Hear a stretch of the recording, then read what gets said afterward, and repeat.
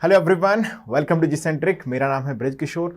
सो दोस्तों, GATE electronics, GATE electrical, GATE instrumentation के students के लिए बहुत ही इंपॉर्टेंट अनाउंसमेंट मैं आज करने वाला हूँ।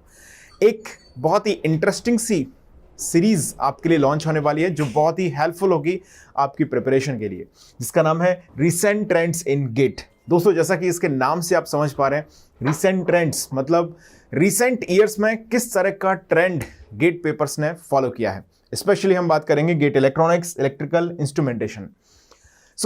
जैसा कि हम जानते हैं, गेट के अंदर जो क्वेश्चंस फ्रेम होते हैं उनमें कई बार क्वेश्चंस इस तरह के आते हैं जो बहुत ही रिसेंट ईयर्स में उसी टाइप के क्वेश्चंस ऑलरेडी पूछ लिए गए हैं।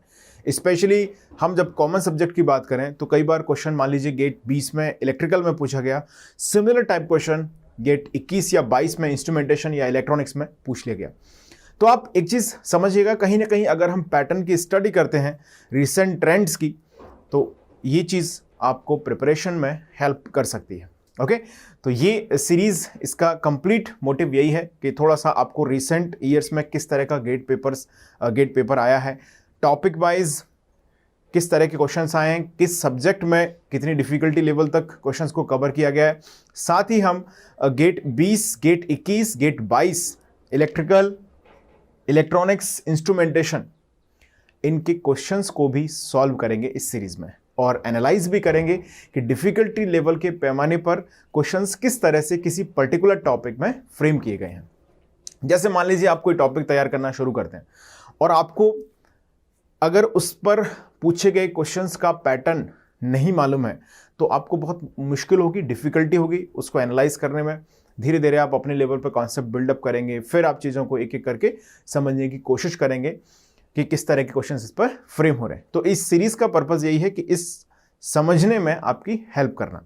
मतलब रिसेंट ईयर्स में सपोज दैट एक टॉपिक की मैं बात करूं, डायोड, तो डायोड में क्वेश्चन आपके इलेक्ट्रॉनिक्स ब्रांच में भी पूछे जाते हैं, इलेक्ट्रिकल में भी पूछे जाते हैं और इंस्ट्रूमेंटेशन में भी पूछे जाते हैं। और अगर हमें रिसेंट ईयर्स में किस तरह के, किस डिफ़िकल्टी लेवल के क्वेश्चंस फ्रेम हो रहे हैं, सपोज दैट डायोड के अंदर ही, तो आप आसानी से डायोड चैप्टर को अच्छी तरीके से प्रिपेयर कर सकते हैं। हालांकि दोस्तों, गेट में कई बार ऐसा भी होता है कि मान लीजिए कोई टॉपिक 10-15 सालों तक नहीं आया और फिर एकदम से उस पर क्वेश्चन फ्रेम कर लिया। अनयूजुअल क्वेश्चंस कई बार फ्रेम होते हैं और बिल्कुल उनके लिए हमें तैयार रहना चाहिए। लेकिन ये कहीं ना कहीं रिसेंट ईयर्स में क्या पैटर्न चल रहा है, ये बहुत सारी चीज़ें हैं जो मायने रखती हैं। साथ ही इसके साथ तैयारी हम लोग अच्छी तरीके से कर सकते हैं और आपकी जो प्रिपरेशन बहुत अच्छी चल रही है। मुझे उम्मीद है कि आप सभी लोग बहुत बढ़िया तरीके से तैयारी कर रहे हैं, एक एक सब्जेक्ट को समय देकर पढ़ रहे हैं, समय बिल्कुल वेस्ट नहीं कर रहे हैं और आप रियल गेट एस्पिरेंट्स हैं तो आपको समय वेस्ट करना भी नहीं चाहिए। तो इसी सीरीज़ में आपकी मदद करने के लिए ये रिसेंट ट्रेंड्स आपके लिए लॉन्च की जा रही है। दोस्तों, इसके बारे में मैं थोड़ा सा और बताऊं। एनालॉग इलेक्ट्रॉनिक्स के साथ इसकी शुरुआत होगी। The very first subject analog electronics इसमें शुरू किया जाएगा। तो टॉपिक वाइज हम लोग रिसेंट ईयर के क्वेश्चंस के साथ साथ इस पूरे पैटर्न की स्टडी करेंगे जो रिसेंट गेट ईयर्स में फॉलो किया गया है। तो मिलते हैं दोस्तों analog electronics very first video के साथ। Thank you for watching this session.